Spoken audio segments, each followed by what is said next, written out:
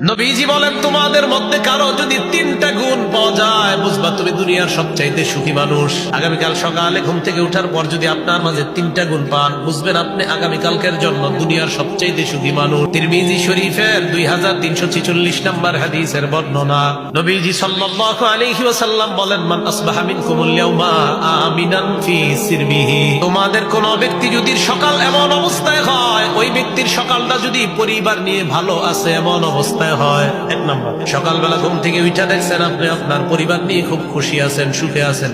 2 নম্বর, ওয়া মুআফান ফি জাসাদিহি, সকালে উঠে দেখলেন আপনার শরীরটা সুস্থ আছে। 3 নম্বর, ওয়া ইনদাহু কুতু ইয়াউমিহি, আপনি দেখলেন আলহামদুলিল্লাহ আজকের একদিনের খাবার আমার কাছে আছে।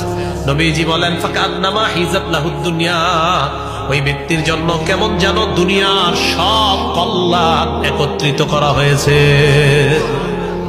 সুখী মানুষ 3 গুণ।